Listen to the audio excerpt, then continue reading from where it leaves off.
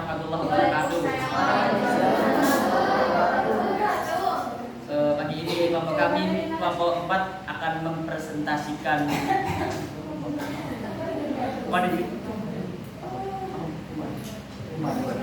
kodifikasi Al-Quran di masa Khalifah Abu Bakar Siddiq.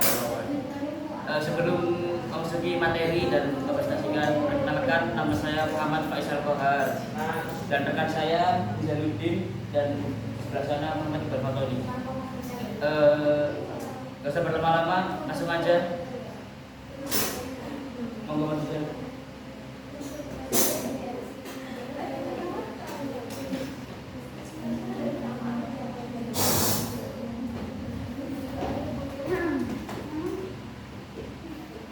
Pembahasan kodifikasi Al-Quran pada zaman Abu Bakar.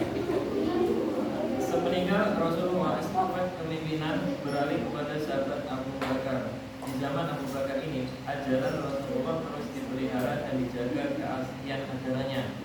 Namun, bukan tidak mungkin pelencengan Islam tidak terjadi. Pada tahun 11 sampai 12 Hijriah, banyak umat Islam yang membangkang, mulai menolak menunaikan zakat hingga keluar dari agama Islam atau murtad. Suaranya agak dikeraskan, Mas. Abu Bakar selaku khalifah pada saat itu mengambil tugas, yakni memilih untuk memerangi kelompok yang murtad, munculnya nabi palsu dan kelompok yang enggan membayar zakat. Langkah tersebut ternyata sempat ditanggapi oleh sahabat Umar bin Khattab. Umar menyatakan bahwa kelompok yang enggan membayar zakat tidak perlu diperangi karena mereka hanya enggan membayar zakat, namun mereka tetap melakukan sholat dan ibadah lainnya. Rupanya usulan tersebut ditolak oleh Abu Bakar hingga terjadilah perang Riddah dan berlanjut perang melawan nabi palsu yang dikenal dengan perang Yamamah. Perang Yamamah adalah perang melawan suku di Arab mengikut Musailamah Al-Kadzab. Perang ini berhasil ditumpas oleh Panglima Khalid bin Walid. Pada saat peperangan tersebut, umat Islam berhasil memenangkan perang tersebut. Namun, dalam peperangan tersebut banyak umat mukmin yang syahid, termasuk para penghafal Al-Quran. Jumlah sahabat ahli Quran yang wafat dalam perang tersebut yaitu 70 sahabat. Dalam riwayat lain menyebutkan ada sekitar 500 sahabat. Melihat hal demikian, sahabat Umar bin Khattab khawatir terjadi serupa akan menimpa para penghafal Al-Quran di tempat lain, sehingga tidak ada lagi para penghafal Al-Quran. Selanjutnya Umar bin Khattab mendatangi sahabat Abu Bakar dan mengusulkan untuk melakukan pengkodifikasi Al-Quran. Namun usulan tersebut tidak serta-merta langsung diterima. Alasan Abu Bakar tidak menerima usulan tersebut karena dahulu di zaman Rasulullah tidak pernah mengajarkan hal demikian. Namun pada akhirnya Abu Bakar menerima usulan tersebut dan menunjuk beberapa sahabat untuk mengumpulkan Al-Quran. Dalam pengumpulan Al-Quran ini, Abu Bakar menunjuk sahabat Zaid bin Sabit sebagai ketua. Beliau adalah sekretaris ketua dan dibantu sahabat lain. Alasan Abu Bakar memilih menunjuk Ali karena Ali adalah sosok yang cerdas dan dia adalah penulis wahyu untuk Rasulullah SAW.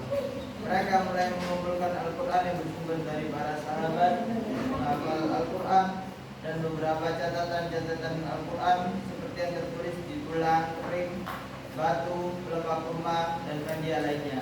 Dalam penulisan Al-Quran ini, Abu Bakar menunjuk 2 orang untuk memverifikasi kebenarannya. Selanjutnya Al-Quran hasil verifikasi diserahkan kepada Abu Bakar sampai beliau wafat. Setelah itu Al-Quran disimpan oleh Umar, yang kemudian dilanjutkan diserahkan dan disimpan kepada putri beliau, yakni Sayyidah Hafsah yang merupakan istri Rasulullah. Dalam pengumpulan Al-Quran ini, para sahabat juga sangat mendukung. Bahkan ada beberapa sahabat juga yang membantu meneliti Al-Quran dan menulisnya kembali. Sahabat Ali bin Abi Thalib pun mengatakan bahwa orang yang paling berjasa dalam pengumpulan Al-Quran adalah sahabat Abu Bakar As-Siddiq.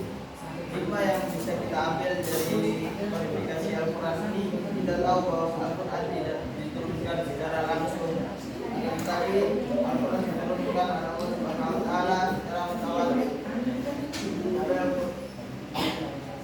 Selain itu, kita semakin paham akan mengikuti proses dalam kehidupan dan sejarah di dalamnya. Bukan hanya itu, kita juga paham akan perjuangan Rasulullah dan para sahabatnya menjaga Al-Quran sebagai pedoman umat Islam. Mereka mengorbankan harta, tenaga, dan pikirannya untuk agama Allah ini. Dengan mempelajari sejarah tentang Al-Quran tersebut, kita tahu bahwa memang benar kalau Al-Quran adalah kitab yang diturunkan oleh Allah Subhanahu wa taala. Allah juga ada yang akan menjaganya.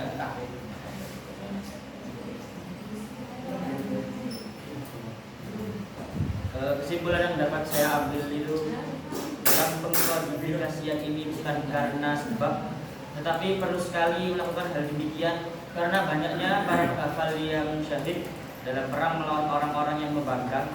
Langkah yang dilakukan oleh sahabat adalah langkah tercepat, meskipun tidak ada contoh dari Rasulullah SAW. Dan pengumpulan zaman Abu Bakar ini adalah sejarah penting awal dari pembukaan Al-Quran yang selanjutnya disempurnakan oleh sahabat setelahnya hingga sampai pada kondisi Al-Quran saat ini.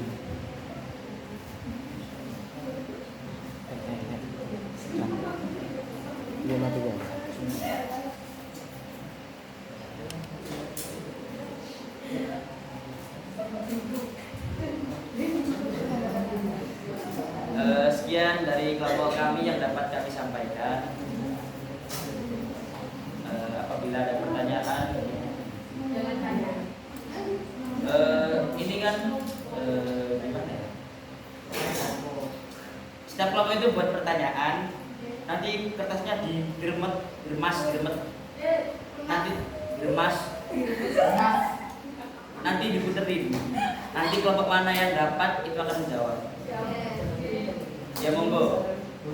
Saya kasih waktu 20 menit untuk buat pertanyaan kepada kelompoknya. 2 pertanyaan, Mas.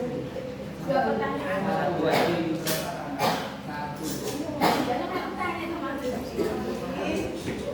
Ya, saya kasih waktu 10 menit ya, biar gak lama-lama.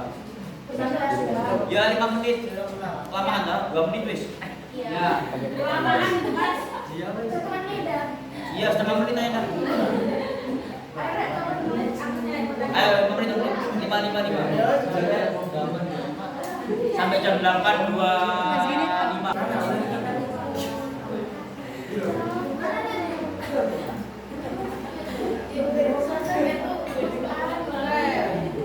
Ya, yuk dimulai dari kelompoknya Mas Pandi. Diputer diiringi sholawat oleh Mas Pandi.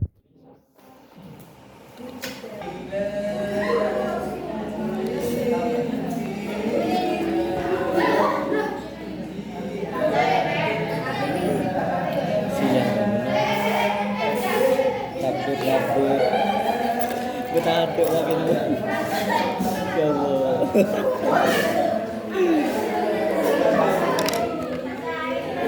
Sini taruh sini.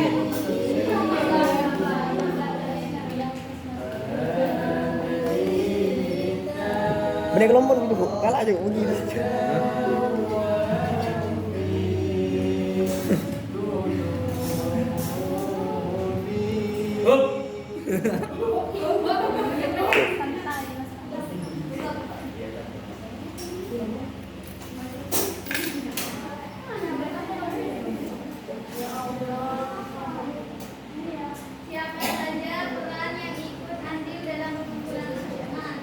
Gimana? Siapa saja peran yang ikut andil dalam pengumpulan Al-Quran?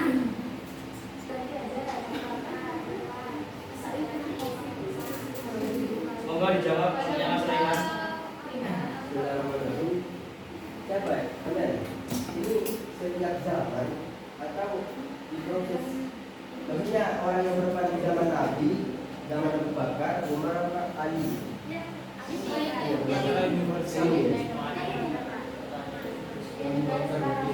Berarti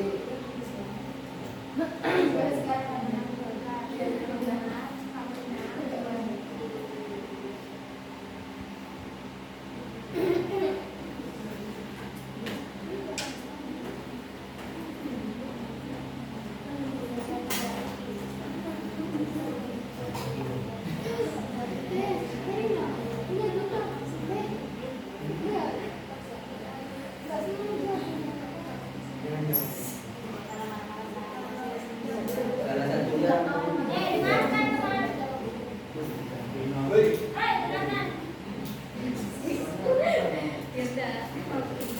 salah satunya yakni sahabat Sa'id bin Sabit sebagai ketua dan sahabat yang lain di zaman Abu Bakar. Woi, Yang lain itu siapa aja? Ali bin Abi Thalib, Muawiyah bin Abu Sufyan, Ubay bin Ka'ab, Mohon maaf punya. Ubay bin Ka'ab. Dan nggak tahu dan juga kenal. Biasanya kan kalau di konteks ini kan cuma Zaid bin Sabit dan sahabat lain. Mana nomor 1? Big Bang. Sudah puas? Puas.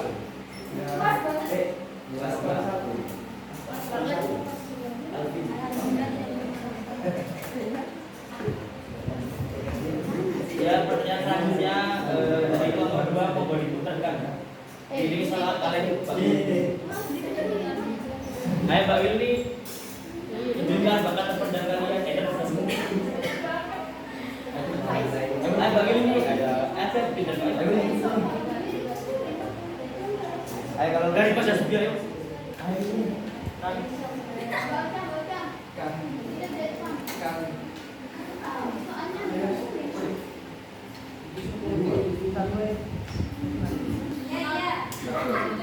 Ayo. Sa'una fid dunya Fa'una fil ukhra Yukhadijatan kubra Wa fatimatan zahra Sa'una fid dunya Fa'una fil ukhra Yukhadijatan kubra Wa fatimatan zahra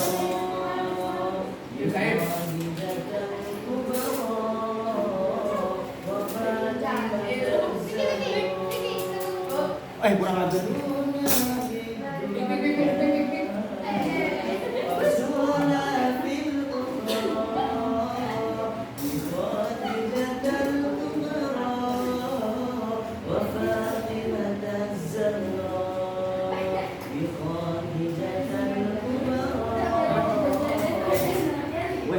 Sudah.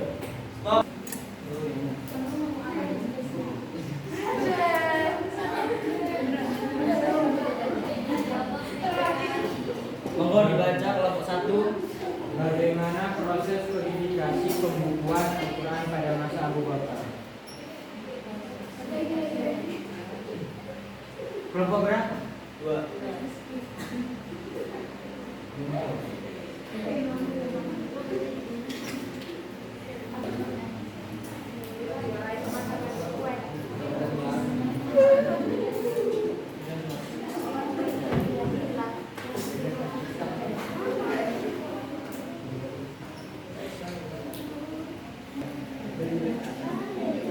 Bismillahirrahmanirrahim.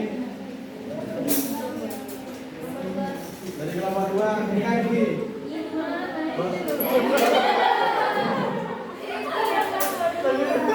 Sorry. Bismillahirrahmanirrahim. Soalnya bagaimana proses kodifikasi pembukaan Al-Quran pada masa Abu Bakar. Oke.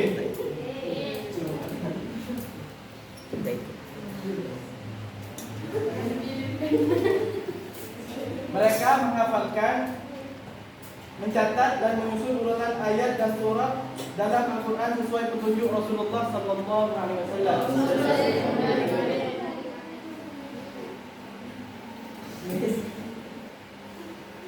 Sudah. Mana bisa diulang?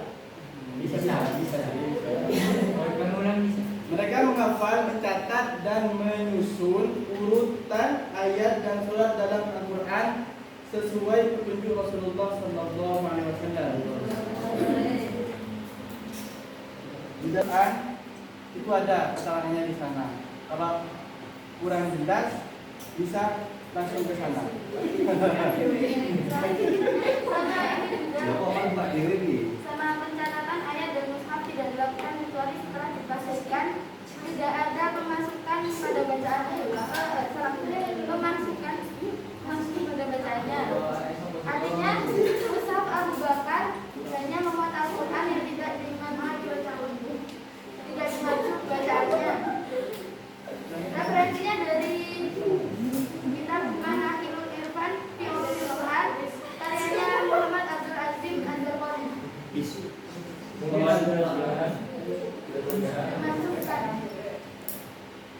Gimana kelompok 2? Udah puas? Mau dipuasin? Udah puas? Ada feedback? Berarti pada masa Abu Bakar itu udah dipusatkan itu. Ya, ya. Iya,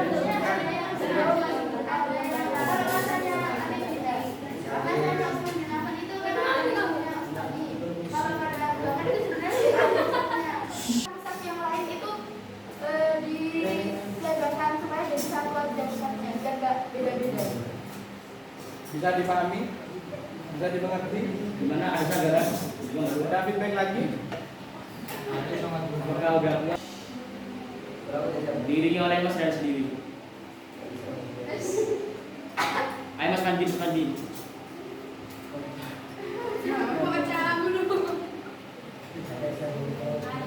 Mbak Wilni ya, Mbak Wilni.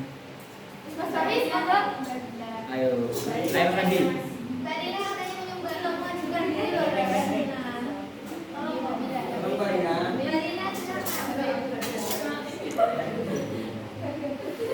Ayo Ray, aku presentasi ke KB aku enggak.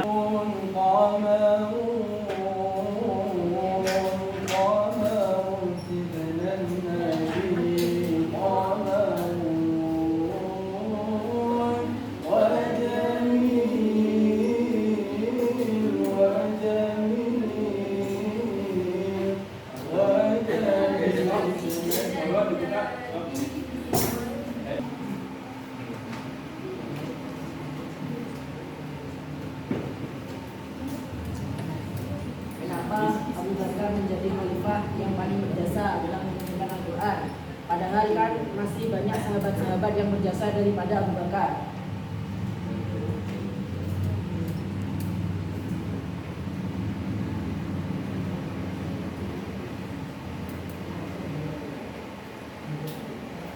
Lebih lagi Mas, gimana pertanyaannya? Kenapa Abu Bakar menjadi khalifah yang paling berjasa dalam mengumpulkan Al-Quran? Padahal kan masih banyak sahabat-sahabat yang berjasa daripada Abu Bakar.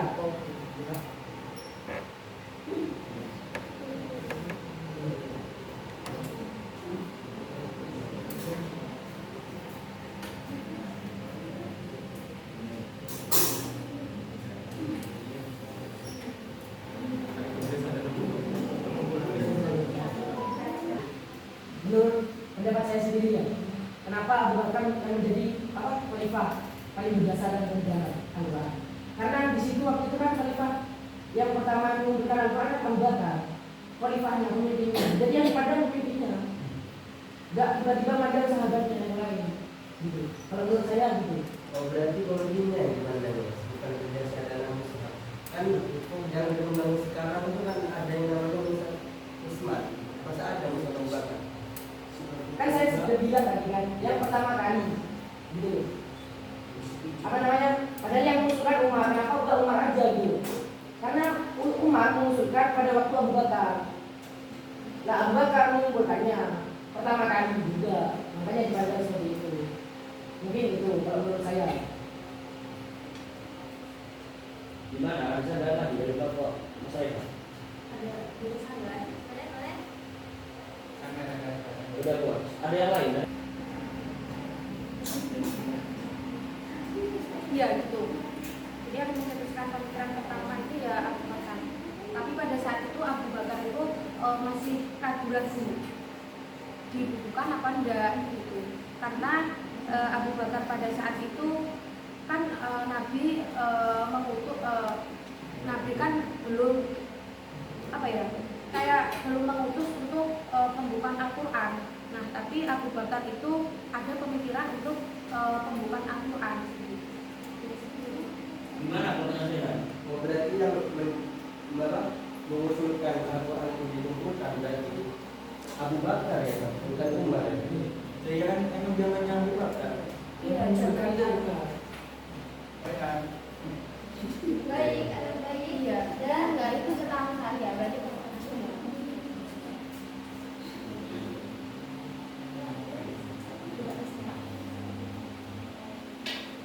Ya udah. Gimana? Udah puas? Sudah. Selanjutnya kelompok 4 diputar kan?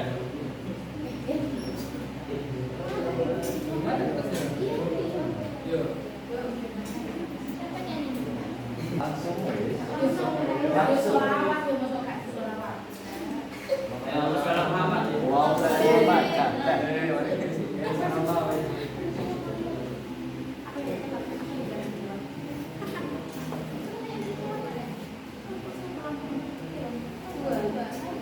Pertanyaan untuk presentator. itu persentase dan ya. Abu Bakar menunjuk sahabat Zaid bin Sabit sebagai ketua, dibantu sahabat lainnya. Alasan Abu Bakar menunjuk Ali, kenapa yang ditunjuk Zaid dan alasannya Ali? Aku salah mau Abu Bakar menunjuk sahabat Zaid bin Sabit sebagai ketua, dibantu sahabat lain. Alasan Abu Bakar menunjuk Ali, kenapa yang ditunjuk Zaid dan alasannya Ali? Ya.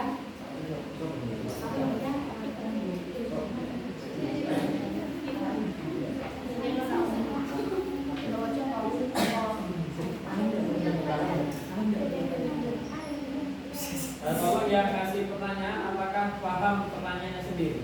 Bin Sabit sebagai ketua dan dibantu sahabat lain. Alasan Abu Bakar menunjuk Ali karena Ali adalah sosok yang cerdas dan dia adalah penulis Rasulullah. Itu salah salah nama yang benar. Zaid. Saja. Zaid nasihat Beauty. Kenapa yang ditunjuk Zaid dan alasannya Ali apa alasannya Zaid? Kalau sekarang tadi ya itu kan apa yang ditunjuk Abu Bakar itu Zaid, tapi alasannya itu Ali. Kenapa Abu Bakar itu menunjuk Ali gitu? Oh iya, dia kasih ya. Pertanyaan lain? Pertanyaan lain? Karena pertanyaannya udah itu kok pertanyaan. Karena jawabannya di bawah. Ya udah jelas. Gantiin aja kan? Masih. Ya benar. Ganti. Loh. Oh berarti pertanyaan kita dijawab oleh presentator. Ya ini pertanyaan kita. Bukan. Siapa di sini? Ini dong. Pasti ini. Ini loh gini. Pertanyaan yang tadi dijawab kelompok Pak, ya. nanti kalau Pak akan jawab presentator. Nah Ya, iya. kan udah dijawab. Kan udah Apa dijawab. jawabannya? Siapa yang melakukan pembagian zakat? Juz dalam Al-Quran. Pembagian juz dalam Al-Quran.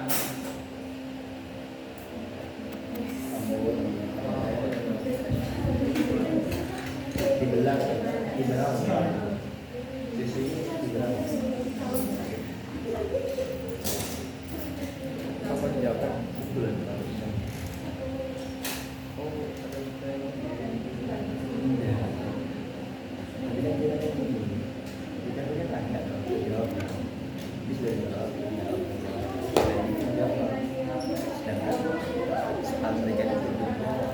Jadi kan misalnya sama ini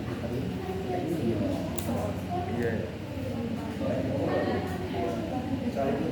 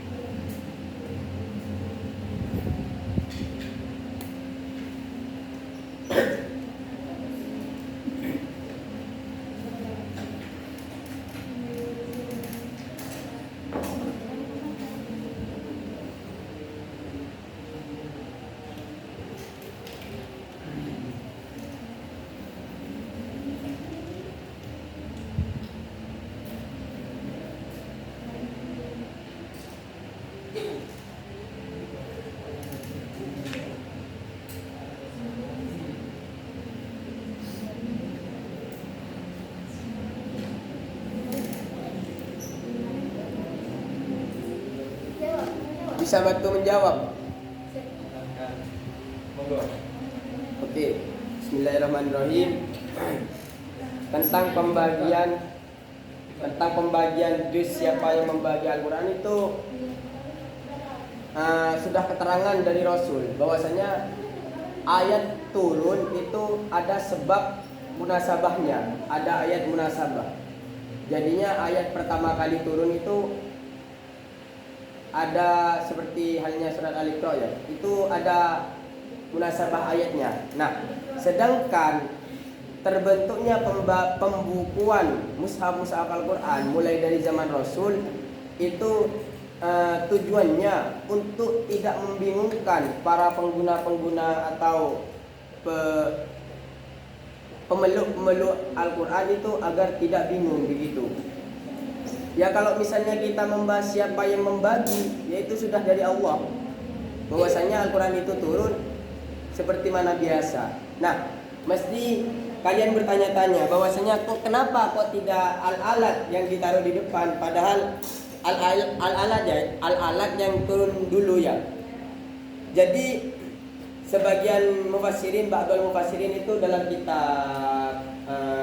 Kitabul Ummi itu menjelaskan bahwasanya kenapa al-alat tidak ditaruh di depan, karena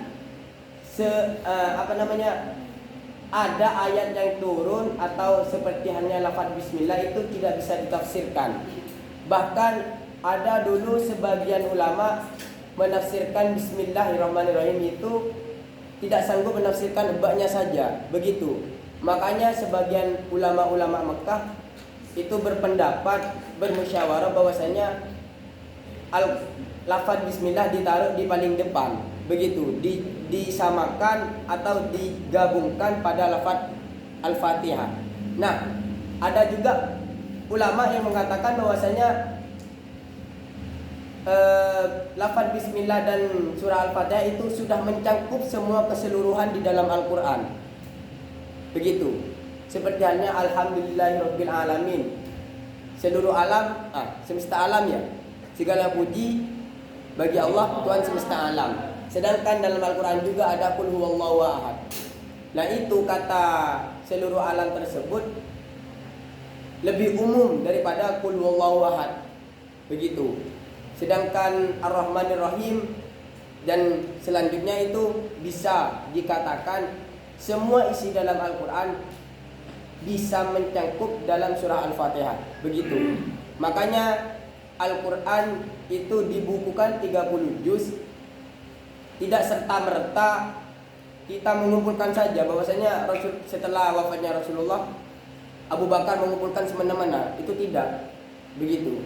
Karena ayat tidak tidak langsung turun blas, bahwasanya ada sebab atau munasabah ayatnya, begitu. Seperti hanya sesuatu yang dilakukan oleh Rasul yang tidak dipahami oleh kaum-kaum Arab, itu ayat itu turun. Baru setelah beberapa hari atau setelah ada kejadian lagi seperti itu, baru ayat itu turun, begitu. Jadi semuanya sudah dari Allah. Dari Allah ya, Mas? Iya, dari Allah. Ketetapan Allah. Mungkin ada sandaran atau tambahan. Menambah. Makanya Al-Quran itu ya.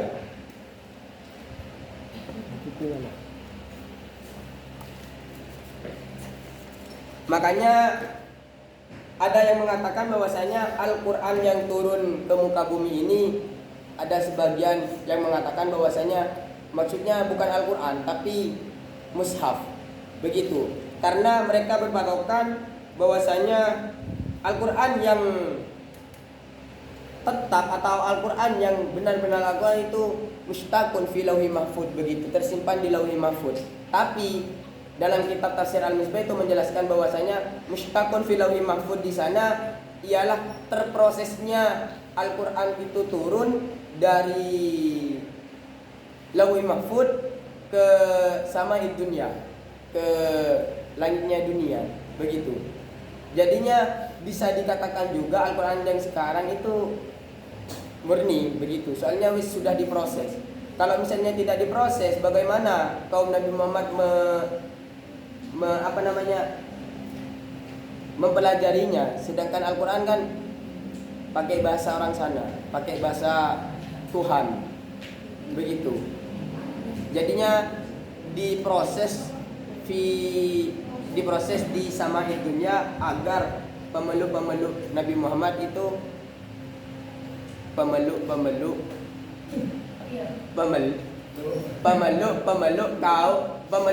Al-Quran pada kaum Nabi Muhammad itu agar bisa dipahami. Soalnya Al-Quran kan majas. Ya begitu. Pak, Minta waktunya sebentar untuk rundingan. Boleh? terus kalau jawaban dari presentasi Dulu Al-Quran itu nggak ada juz-juzan, juz izin maupun ain. Kalau di dalam Al-Quran juga ada ain. Juz itu nggak ada izin. Kemudian kok ditambah kok justru ada, karena dulu umat Islam itu sulit mau hatamkan Al-Quran ini gimana, mau hatamkan bahkan 1 minggu caranya gimana. Terus ada satu juga ingin hatamkan 1 bulan gimana, apa satu hari juz dan lain sebagainya. Akhirnya pada zaman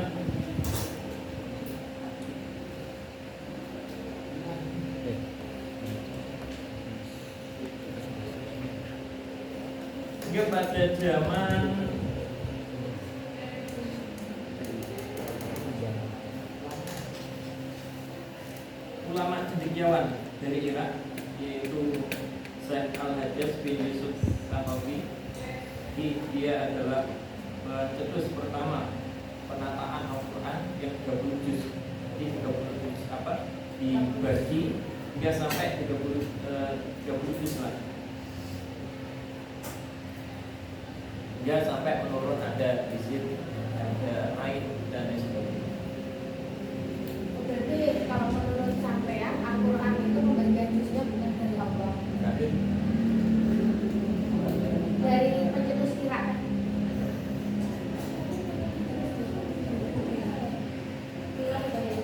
Oh berarti ini itulah sampean dan Mas Naitonan beda. Jawabannya ada yang langsung dari Allah, ada yang dari pencetus Irak, tapi ya Irak kan. Gini loh, yang maksud Mas Brino itu yang dari Allah itu urutan ayat-ayatnya. Ya, bukan. Kalau juznya itu kan belum ada. Nah pada saat itu tadi ulama itu tadi bagiannya tetap sama, enggak kurang. Jadi yang menyusun untuk yang membagi per juz dari diurutkan dari juz 1 sampai juz 30 itu siapa? Siapa? Itu siapa tadi? Hajjaj. Yang dari Irak itu lah. Ya iya, Yusuf Al-Hanafi. Ya. Ya, udah Mas paham. Udah. Ya. Udah semua. Ya sekian dari kelompok kami. Apabila ada salah kata mohon dimaafkan. Allahumma fi kulli aqamin. Assalamualaikum warahmatullahi wabarakatuh. Waalaikumsalam.